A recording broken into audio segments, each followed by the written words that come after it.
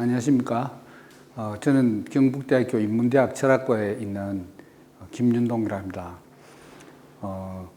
이 동영상 화면으로 여러분을 뵙고 또 히랍 철학자 중에서도 유명한 플라톤의 살기 좋은 나라로 여러분에게 이야기하는 기회를 갖게 되는 것이 대단히 감사하게 생각합니다.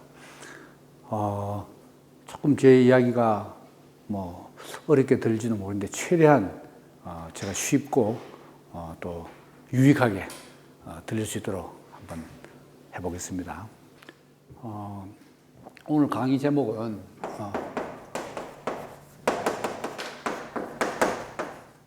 살기 좋은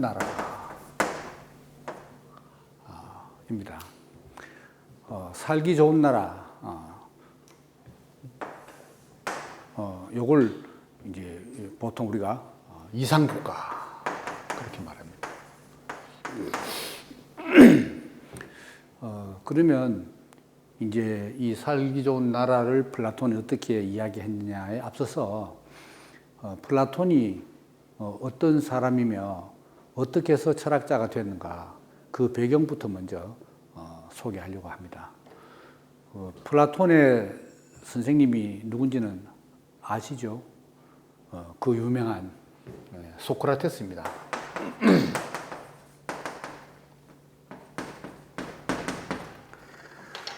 소크라테스는 예수, 석가, 공자와 함께 세계 4대 성인 중에 한 분으로 그렇게 우리 인류에게 추앙받는 사람입니다. 지금까지 지구상에 얼마나 많은 사람들이 살다가 죽고 또 태어났다가 살다가 죽고 해왔습니까? 근데 그 중에 대표적인 4명, 그게 4대 성인이잖아요. 그 4명 중에 한 사람이 이제 소크라테스라는 거죠. 소크라테스는 이제 왜 그렇게 유명하게 되고 4대 성인 중에 한 사람이 되었는가? 또 그리고 이 소크라테스는 플라톤에게 뭘 어떻게 가르쳤길래 플라톤이 이런 살기 좋은 나라 이상국가라는 이 유명한 책을 철학책을 쓰게 됐는가 하는 것이죠. 소크라테스는 그 자기가 살던 시대에 자기가 그냥 받아들일 수 없는 2가지 사상이 이제 있었어요. 여러분들이 그 사상이 조금 어렵게 들리는지 모르겠습니다만은 하나는 유물론이고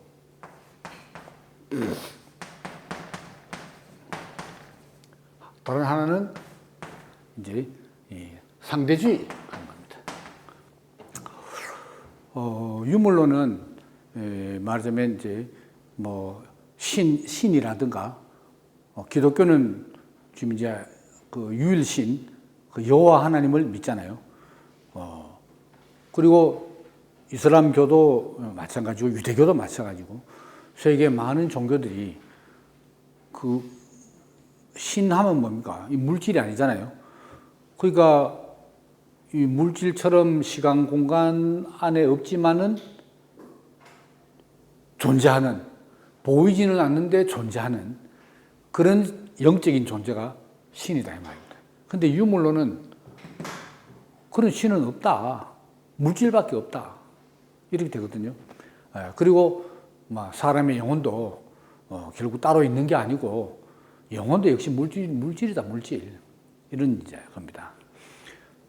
그러면 우리가 이 유물론을 한다면은, 여러분들은 영화를 보셨는지 모르겠는데, 작년입니까? 재작년입니까? 그, 신과 함께 하는 이런 영화가 있었어요. 신과 함께.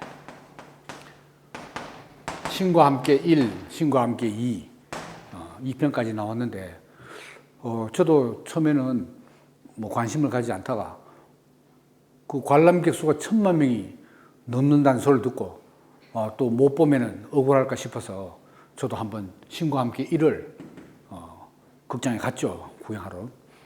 갔는데 이제 신과 함께는 우리가 여기서 말하는 유물론에 대입되는 신이 아니고 이제 정확하게 말하면 귀신과 함께죠. 귀신과. 그래서 이제 그 주인공 차태현이가 소방관인데 이제 불에 타고 있는 어린아이 구출하려고 하던가 뭐 해가지고 떨어져가지고 죽었잖아요. 죽으니까 저승사자 그 신이 와가지고 저승에 데리고 가서 일어나는 일들을 쭉 이게 이제 그 보여주는 거 아닙니까? 그 넷의 이야기죠. 다시 말하면 착하게 살다가 죽은 사람, 죽은 영혼이 어떻게 되고 또 나쁘게 살다가 죽은 영혼이 어떻게 되는가. 그걸 보여주는 거 아닙니까? 거기 보면은 뭐 이 지옥의 광경이 막 끔찍하죠. 막 톱니 바퀴 돌아가는데 거기에 막 돌아가면서 깔린 사람도 있고 별별 사람이 다 있는데 그런 건 뭡니까? 유물론에 의하면은 그거는 전부 사람들이 지어낸 이야기지. 언제 뭐 죽고 난 다음에 갔다 온 사람이 어디 있노? 그건 다 지어낸 이야기다 하는 거죠. 유물론은. 근데 어쨌든 우리나라에서 이 신과 함께라는 영화가 1,000만 명이 넘었다면 1,000만 명이 넘는 영화는 우리나라 이 영화 역사에서 몇 편 안 됩니다. 1,000만 명 넘는. 그 중에 하나가 이 신과 함께.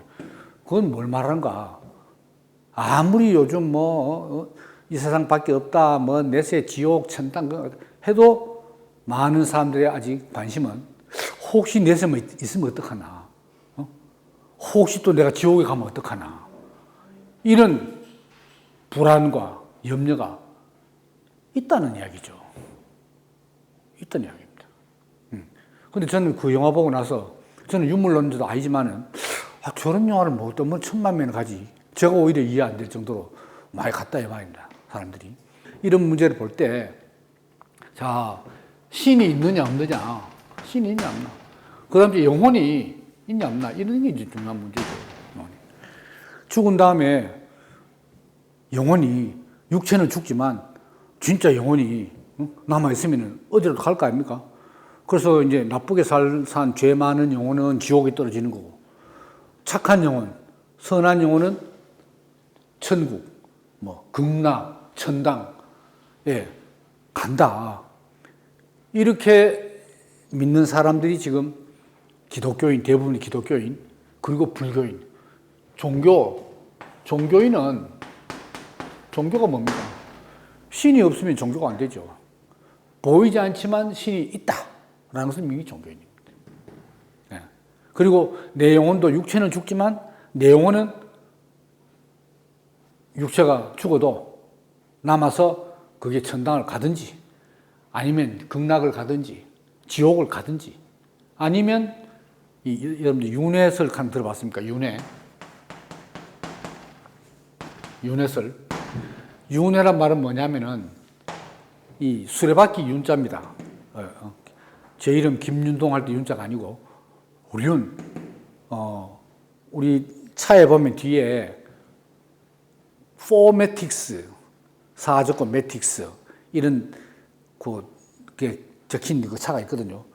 그거는 뭐냐면 바퀴 4개가 같이 갈 때 같이 동력이 걸려서 움직인다는 이야기입니다. 근데 지금 대부분 승용차들은 두 바퀴, 앞에 두 바퀴가 굴러가지고 뒤에 두 바퀴는 그냥 따라가는 거죠. 근데 사륜구동은 그 4바퀴에 전부 동력이 걸려가지고 간다는 이런 이야기거든요. 수레바퀴 윤자입니다. 요 회는 회전, 돈다는 뜻입니다. 돌고 도는 수레바퀴. 윤회설 하면 이 윤회, 돌고 도는 수레바퀴가 뭐냐? 요게 몸입니다, 몸. 꼭 사람 몸뿐만 아니고 짐승 몸도 몸 아닙니까? 그래서 모든 생명체는 심지어 식물도 살아있는 모든 것이 생명체, 식물 생명체, 동물 생명체, 인간 생명체 이 세 가지 볼 때 그리스 사람들 어떻게 생각했냐? 다 이 생명체는 영혼하고 육체하고 합해진 거다. 이렇게 생각합니다. 그래서 윤회설은 영혼이 육체 속에 있다가 사람 몸 같으면은 육체는 언젠간 죽잖아요. 생로병사. 죽으면 이 안에 영혼은 빠져나간다는 거죠. 영혼은. 그럼 빠져나간 영혼은 어떡하냐? 지옥에 가는 영혼도 있고, 거기서 이제 호되게 벌 받는 영혼도 있고, 그리고 지옥에 떨어질 만큼 나쁘진 않고, 그렇다고 천당 갈 만큼 착하진 않고 어중간한 영혼은 어떤가? 이 영혼이 다시 들어가든가, 애기로 태어날 때 다시 들어가든가, 아니면 동물 몸속에 뭐 개나 소나 돼지나 뭐 늑대나 이런 동물 몸속에 들어가든가, 아니면 심지어 식물 몸속에 들어간가. 그래서 영혼은 안 없어진다. 영혼 불멸, 안 죽는다. 요런 그게 이 소크라테스 이전 시대에도 그리스 사람들이 다 그렇게 믿었다는 것이죠. 지금 불교도 그렇잖아요. 유네스를 믿잖아요. 그래서 자, 이 세상 살 때 묵묵하게 성실하게 일하다가 죽은 사람, 그렇다고 천당 갈 만큼 뭐 선한 포인트 정립은 안 돼 있고 이러면은 이제 말하면 영혼이 소몸서도 소몸처럼. 그 다음에 욕심 꾸르지 꿀꿀꿀 뭐 욕심만 부리고 말이 이러면은 이 영혼, 여기서 빠져나간 영혼은 돼지 몸으로 들어가요. 돼지 새끼 태어날 때 그 영혼 들어가고. 그 다음에 완전히 막 늑대처럼 음흉하고 탐욕스럽고 하면 그 영혼은 늑대 속으로 들어가요. 그러니까 어쨌든 영혼은 불멸, 안 죽는다. 남는데 그것이 어느 수레바퀴, 어느 수레바퀴에 들어가느냐. 그래서 이제 유네스를 믿는 종교의 사람들은 뭘 희망하는가? 최고 좋은 상태가 뭐냐? 이렇게 딴 사람 몸이나 뭐 짐승 몸이나 이렇게 계속 수레를 돌고 도는 수레 또 돌고 또 돌고 게 아니고 아예 영혼이 신들의 세계로, 그리스 사람들이죠. 신들의 세계로 몸 입지 않고 신들하고 같이 올라가는 천상계로 돌아가는 것을 소원한다 말입니다. 이게. 그러니까 소크라테스에도 플라톤도 이런 생각을 가지고 있어요. 그런데 유물론은 그게 아니죠. 이 전부 사람들이 지어낸 이야기, 영혼이 뭐 따로 없는데 뭐 영혼이 물질이니까 요 육체 죽으면 영혼도 같이 그 육체 죽을 때 같이 없어요. 뭐 돌아다니고 뭐 딴 몸 속에 들어가고 막 그건 말도 안 된다 하는 게 유물론입니다. 근데 소크라테스는 그거하고 반대된 입장이에요. 반대. 그 다음에 상대주의. 이걸 보통 소피스트의 상대주의 하잖아요. 소피스트 상대주의는 뭐냐. 각자가 자기가 뭐라 합니까? 가치평가. 뭐 이것도 어려운 말입니까? 예를 들어서, 자, 오늘 이제 점심 때 친구들하고 식당에 갔다. 그래서 비빔냉면을 짝 시킨대. 나는 비빔냉면은 때려주기도 안 먹는다. 나는 육회 비빔밥이 최고다. 그래서 한 친구가 아니다. 이 집은 비빔냉면이 최고다. 할 때 누구 말이 맞느냐 이 말입니다. 누구 입맛이 더 맞느냐. 맞는 말을 하는 거냐. 이런 문제 있을 때 이 소피스트 사상가들은, 철학자들은 뭐라고 말하냐. 그거는 비빔냉면이 맛있다는 사람은 그 사람한테 비빔냉면이 맛있는 거고, 비빔밥이 맛있다면 그 사람한테는 비빔밥이 맛있는 거다.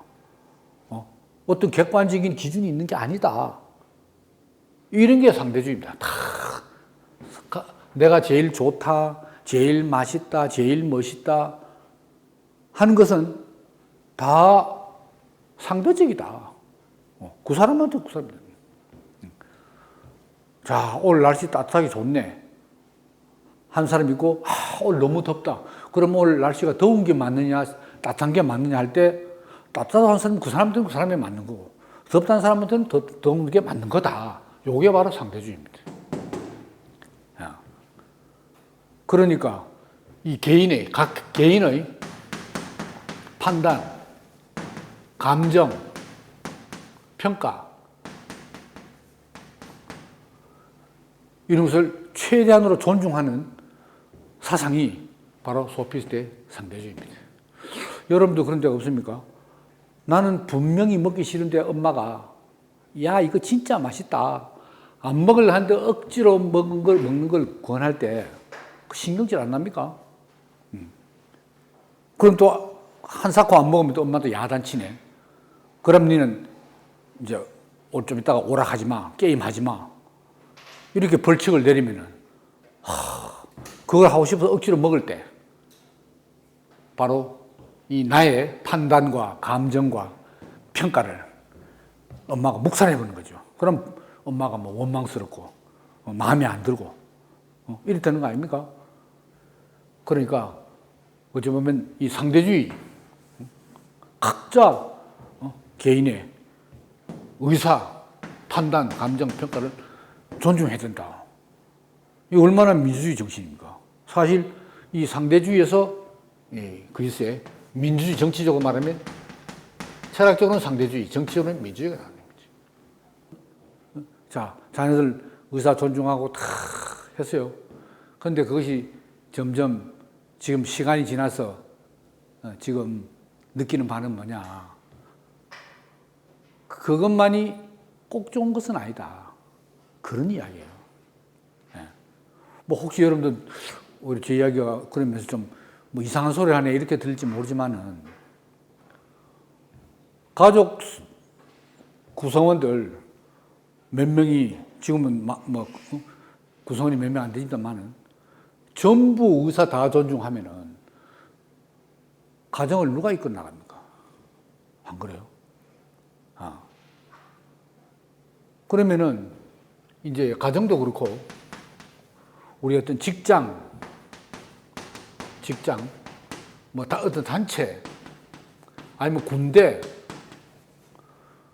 이런 데서 어차피 인간은 사회적 동물로 사회를 구성하면은 그 규모나 어떤 성질에 관계없이 무리를 이루면은 어떻게 되느냐. 여기에는 권위가 있고 질서가 있어야 돼요. 질서. 다시 말하면 어떤 가정, 직장, 단체, 군대 어디 할 것 없이 여기에는 우두머리가 있다. 우두머리.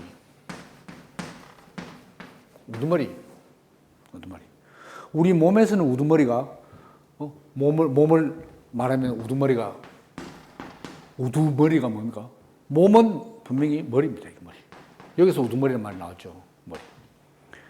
다 중요하죠. 손톱, 발톱까지 다 중요하죠. 머리카락까지 다 중요하지 않습니까? 하지만 그 중에서 가장 중요한 신체 부위는 어디냐? 머리입니다. 머리. 이거는 오토바이 타면은 뭐 다른 데 다 중요하지만은 다른 데는 보호 안 하고 화이박 하잖아요. 모자를 딱 쓴 거라. 화이박. 왜? 혹시 가다가 다쳐도 머리가 깨지면 안 된대요. 머리 깨지면 바로 죽으니까. 팔 다치고 다리 다쳐도 혹시 불구가 되어도 죽지는 않잖아요. 근데 머리가 그렇게 깨져버리면 사망해 본다. 그러니까 화이바는 반드시 써라. 또 이 건설 현장에 보면 노동자들 반드시 안전모를 써라 하는 거 아닙니까? 뭘 하더라도 전부 머리로 생각해가지고 판단을 내리고 행동하잖아요. 그러니까 머리가 요게 소위 말하는 한자로 눈에 이걸 이제 뭐 여기 장입니다. 장. 셰프. 요리로 말하면 그 식당에서 요리 책임지는 장이 누굽니까? 그 셰프인가, 셰프. 그래서 우리 경북대에도 경북대가 직원하고 학생하고 다 치면 한 2만 5천 명, 2만 하고라 그러잖아요. 그다음 직원들하고 하면 뭐 2만 5천 명 칩시다. 거기서 전체적으로 책임진 사람이 있어야 될 거 아닙니까? 우두머리. 그분이 바로 경북대에서는 총장인 거야. 이번에 총장님 임기가 4년 끝나고 그저께 새 총장님이 선출됐어요. 직선제 모바일 투표해가지고 됐어요. 그러니까 그 한 분이 경북대를 대표하는 거죠. 안 그렇습니까? 그러니까 뭐 구성원들의 의사수렴도 하고 여론도 청취하고 다 필요하지만 그렇다고 해서 머리 없이 무슨 어떤 단체나 조직이 가능한가? 가능하지 않습니다. 아무리 민주주의 사회를 하더라도 바로 우리나라에도 대통령이 있잖아요. 대통령. 대통령이 대한민국의 머리죠. 머리. 근데 지나치게 상대주의를 강조하고 각 개인의 판단과 의사와 감정을 존중하다 보면 우리가 착각하기 쉬운 게 뭔가? 머리가 있다는 것을 잊어버린다 이 말입니다. 그러니까 머리, 이 권위.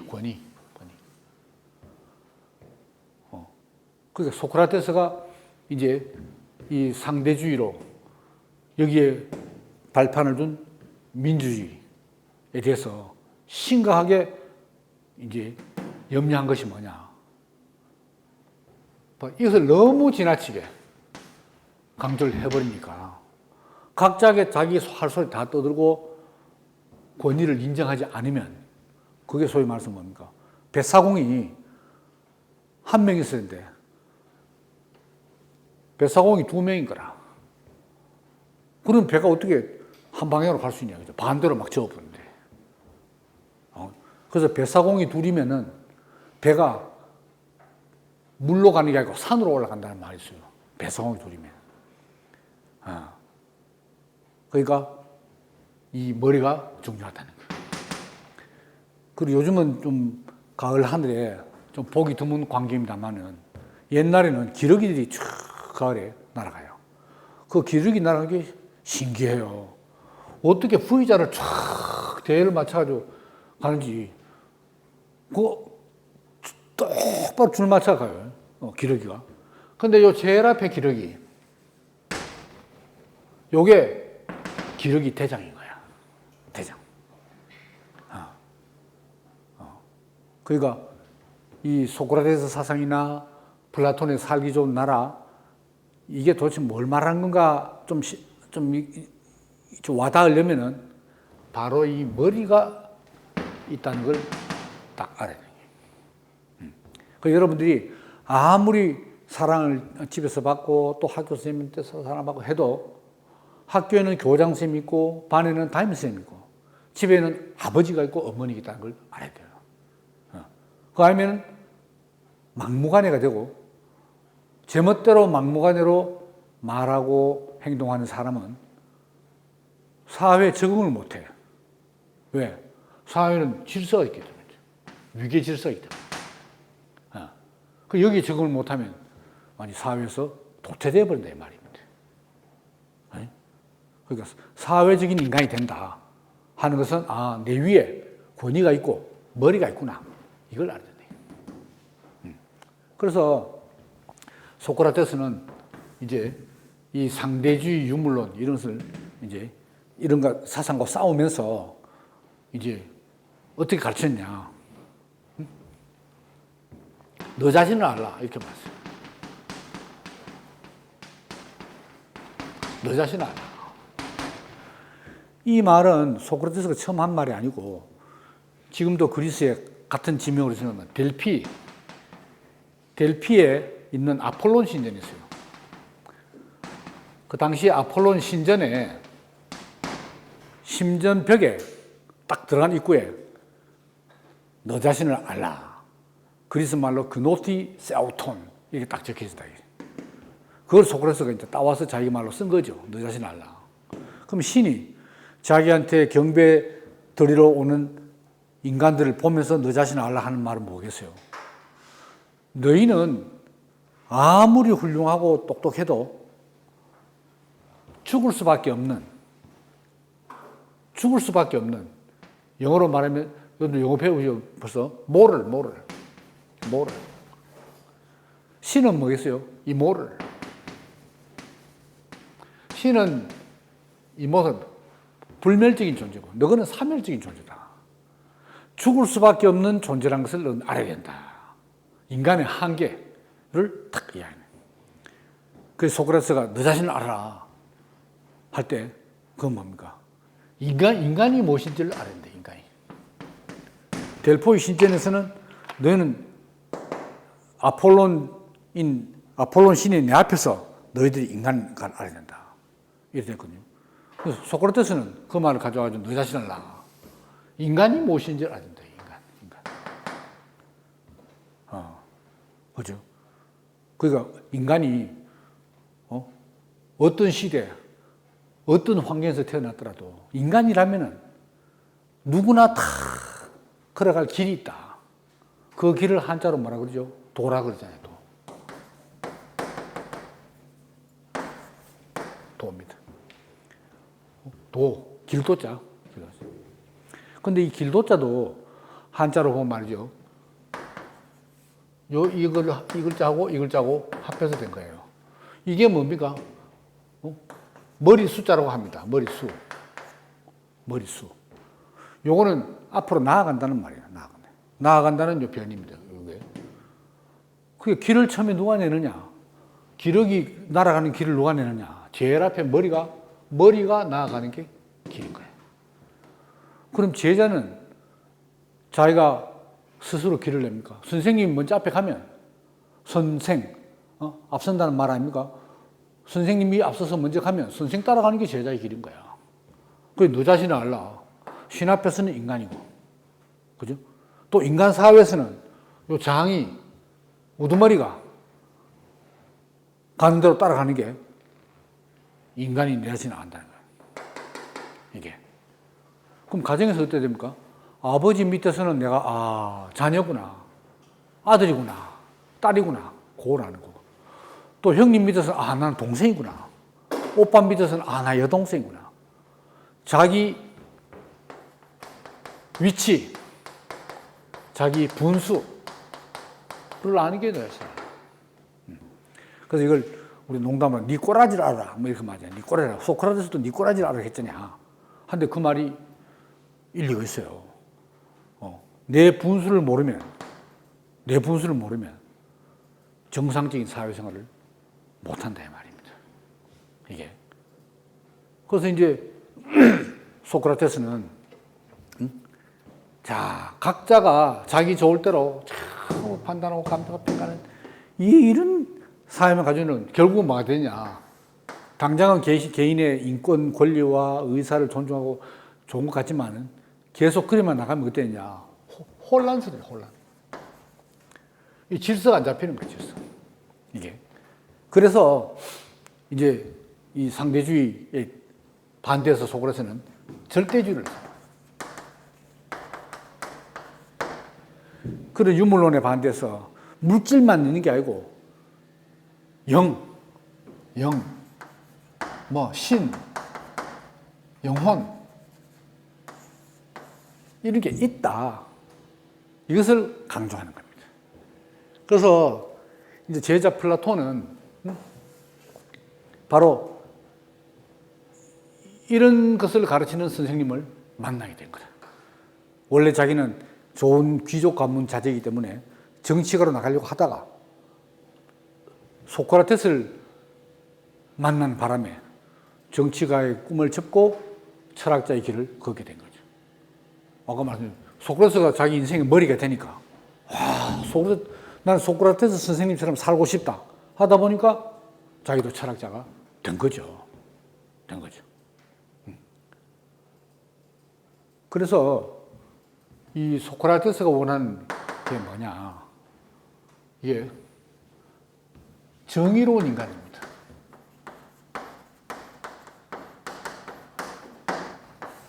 정의로. 그 정의가 뭐냐? 정의. 소크라테스가 말하는 정의는 이 정의란 것은 이 조화를 이룹니다. 조화를. 원래 히라브의 정의란 말은 공정한 분배입니다. 공평한 분배. 우리 여러분들도 그렇잖아요. 동생과 형 이렇게 가족까지 있으면은 왜 엄마는 동생만 감싸고 나는 버리냐? 나는 푸대접 하느냐? 이런 불만. 거기 자기가 볼 때 정의롭지 못하고 왜 공정하게 분배를 해주냐 이거죠. 똑같이 나눠주고 나는 형님을 좀 더 주는지 하는데 왜 동생을 더 주냐? 뭐 이런 불만이 생기잖아요. 요즘 하죠. 갑을. 왜 갑질하느냐? 할 때 갑은 갑대로 물론 분배가 있죠. 을은 일되는데 왜 갑이 다 차지하고 을을 좀 분배 안 하냐 그 말입니다. 왜 을은 힘이 없으니까. 을이 많이 차지하고 갑이 적게 차지하는 경우는 없거든요.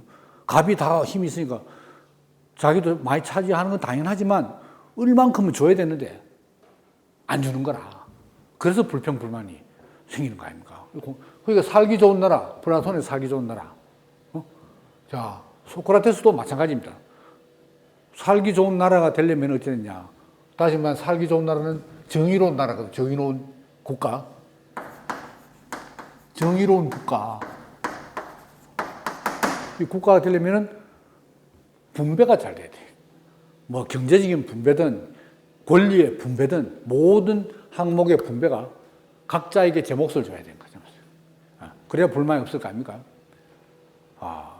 그래서 이제 한 개인이 분배가 잘 된다는 건 뭐냐? 이 덕이 지혜하고,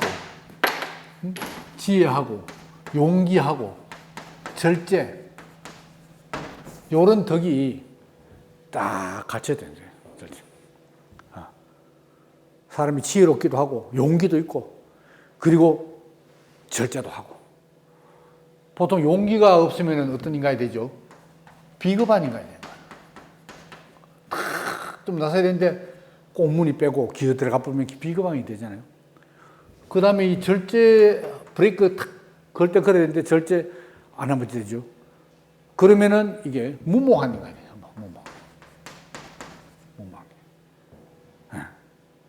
무절제, 무모한 거예요. 그 다음에 지혜가 있어야 되는데 지혜 뭡니까? 딱 사건이든 사물이든 사람이든 그 제대로 알아야 되는데 잘못 알고 잘못 판단하고 하면 됩니까? 그러면 어리석잖아요.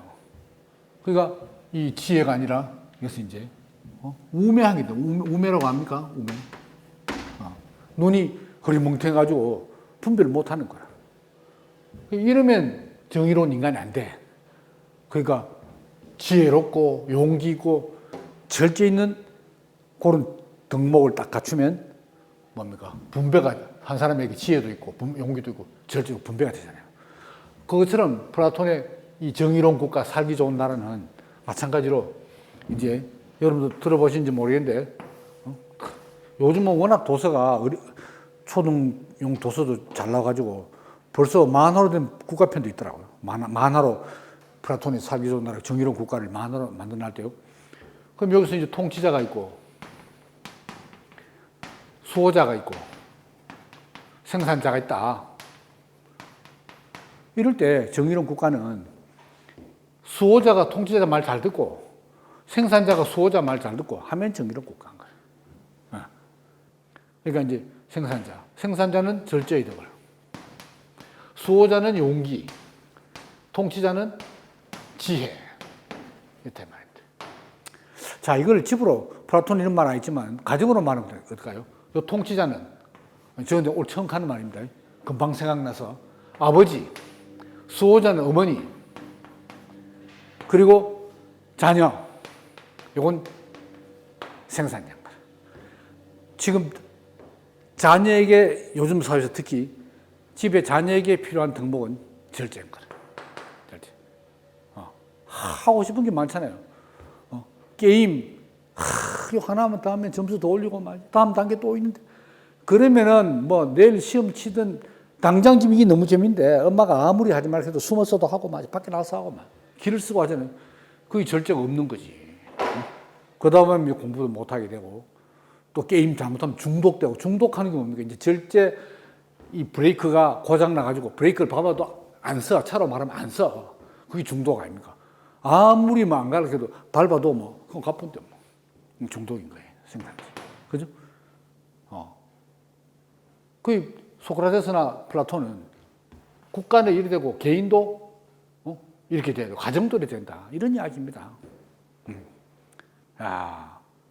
그러니까 참 여러분들 아직 나중에 장차 아버지도 되겠죠. 그러면 아버지 때는 아버지의 지혜의 덕을 발휘해야 되고 어머니는 용기의 덕을 발휘해야 되고 또 자녀는 절제의 덕을 발휘해야 되고 그 뒤로 정신 차리고 이렇게 지금 이렇게 여러분 앞에 강단에 설 수 있는 경우는 어땠냐? 그거는 제가 다시 내 자신을 알고 절제의 덕이 미덕이 제게서 생기니까 가능했던 겁니다. 모든 방면에서 절제의 덕이 갖춰지지 않으면 뭘 할 수가 없어요. 그리고 용기도 마찬가지. 그 사람이 정상적인 사회, 살기 좋은 나라에 정상적인 사회생활을 하려면 개인적으로도 요 세 덕을 갖춰야 되고, 더더구나 내가 어느 계급에 속했냐. 물론 지금 세 계급만이 아닙니다만 지금도 엄밀하게만 크게 나누면 세 계급이라 할 수 있어요.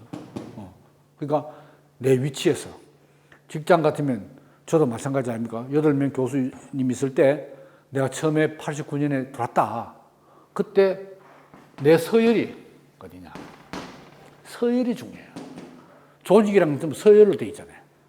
그래서 내가 제일 꼴찌인데, 금방 돌아서 제일 꼴찌인데, 그래서 내 서열을 모르고 함부로 설치고 낯서고 하면 뭡니까?